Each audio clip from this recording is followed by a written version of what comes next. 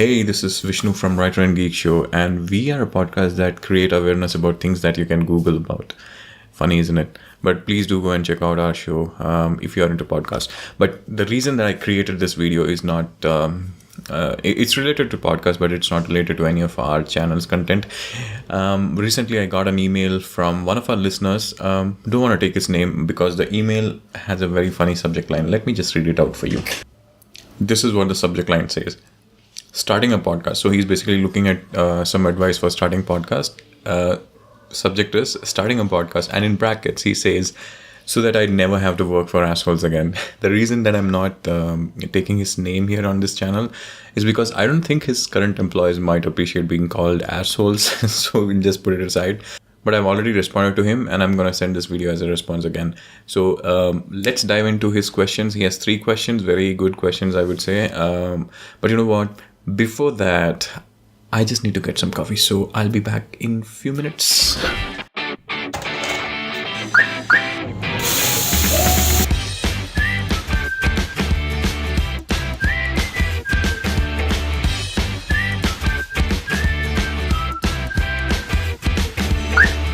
Ooh, now that was a beautiful hit of coffee. And if you're wondering what that coffee is, which looks more like a cup of ice cream, it's called affogato. It's a combination of mostly vanilla ice cream and coffee. So getting back into the subject of discussion. So his first question is it better to rent a studio or buy equipment? Well, answer to this is really subjective. It depends on what kind of podcast you're planning to host. Is it a podcast that you alone are going to be talking through, or is it a podcast where you're going to interview maybe other people, or are you just going to sit with a friend and just discuss about stuff? When there is an external factor involved, like you're going to interview someone, you don't usually have much control over the location unless they are coming to your location and you're talking about it. In those cases, you might just need to have a portable setup which you can carry everywhere and just meet your interviewees, or they might prefer to meet you over Skype. In other cases, if you're just sitting down yourself or with your friend and then just chatting, it might be good to go for a studio setup in the initial phase of your podcast, because you don't really want to invest in expensive gear. Rather than that, you can pay the studio for an episode recording if it's affordable. If it comes around 200, 300 to 500 rupees, I think it's a fair deal. Rather than investing tens of thousands rupees into it. When I started, I was really into gear. I would have probably, if I was starting today, I would have probably been wiser and not spent that much money into it. But I did end up buying, dynamic mics and mixers and stuff, which probably are not required, but I would like to keep my options open. So in case I'm expanding later on, I just want everything to be handy. So, really depends on what kind of show you're doing. And again, it also depends on the budget. Do you have, and you don't need to start huge.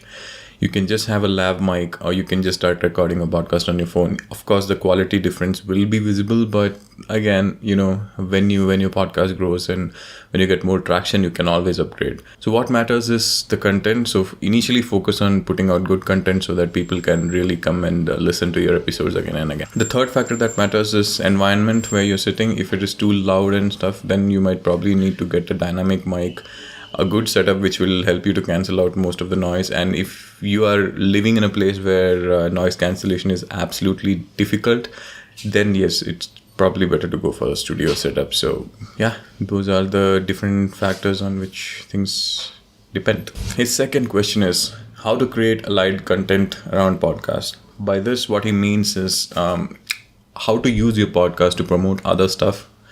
Like probably you're writing, you have a blog, or you have something to sell, or how can some other content kind of supplement your podcast? So the way I see it, podcasting, if you already have a business, podcasting can be a very good marketing channel for you to establish your authority in the subject. Podcast can be used as a very good medium to get your voice across to the audience that you want to talk to.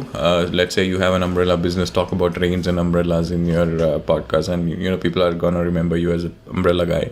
It's easy to promote. I know it's a stupid example, but that is how it works. And I've seen many people who are avid podcasters, they pivot their business into launching ebooks, books, and other courses and stuff like that. So yes, podcasting can help you in creating other content and promote it, it's an excellent medium to do that. I've not done it yet, but I've seen other people do it very well. And one other place where I see podcasts can help a lot, and this I usually go and talk to students about this, especially in Bangalore. We are part of a collective called O2 Pod Collective, which Musafir Stories podcast, Passion People, and Writer and Geek have formed. Our main intention is to spread more awareness about podcasting in our country, where it's not as much as what it is in Europe and America.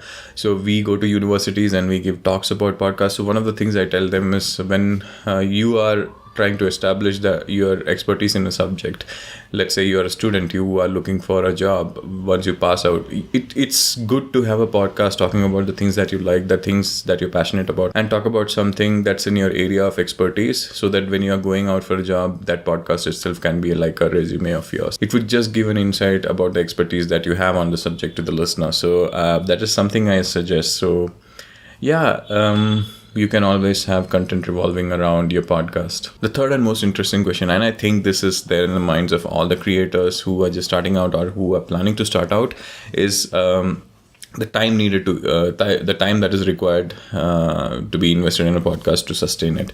Well, again, this goes back to the almost to the 10,000 hour rule. Maybe not 10,000 hours in case of podcast, but it depends again on what quality you want to put out, what is the style of your podcast. If it is like a documentary where you are doing a lot of interviews and a lot of voiceovers, then it takes a lot more time. We have tried to put a couple of episodes about moon landing in a way of a documentary, but what I realized, it takes a lot of time. But if it feels good, you can as well try it. But again, as I said, content is what matters the most. So if you have a good story to tell, you can just get away with just talking about it. So again, it depends really on what kind of story you want to tell. And when it comes to the sustainability of a podcast, the only way you can sustain and make it big in this industry is by regularly putting out content. Do not expect any change to happen by just putting out one episode or two.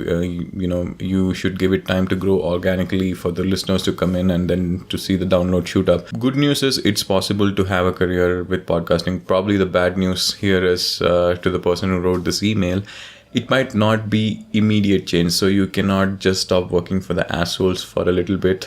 You might have to continue doing that as you pivot to your podcasting journey.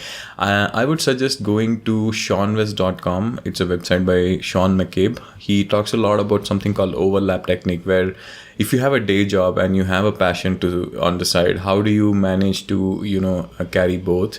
How do you manage to slowly pivot into your passion without, quitting your job on day one and then burning out? So please do go out and check seanwest.com. I'll link the website in the description below, so you can check it out. He has amazing podcasts. Please go and listen to him and show some love. So I think that basically answers all the questions that I received.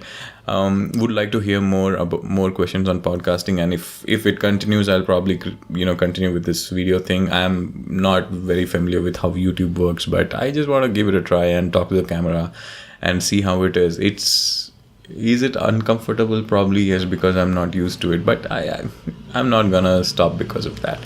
So thank you so much. If you have watched it till here, then here's my appreciation. Please do go and check out each of our podcasts, Musafir Stories, Passion People, and ours is Writer and Geek Show. And if you have any questions, general questions regarding podcasting, you can write to us. I'll link the emails to all our podcasts and O2 Pod Collective below, and also my personal website, vishnupadmanabhan.com. Also, I just want to thank my podcast mentors. One of the biggest influences on me as a podcaster is Shannon Hernandez. You can find him online as the Shan Man. He puts amazing content out every week. You should go and check them out if you're a beginner, and even if you're a seasoned podcaster. He's just amazing. He works for the radio, but he has an amazing podcast and he keeps talking about podcasts. So he has been a big influence to me in my journey, and I like to thank him. And also Sean McCabe, who has been very, very influential in making me more productive and sticking on to habits and stuff like that. So just a shout out to both of them, and I'll probably see you in the next video, if at all there is one. So till then, have fun.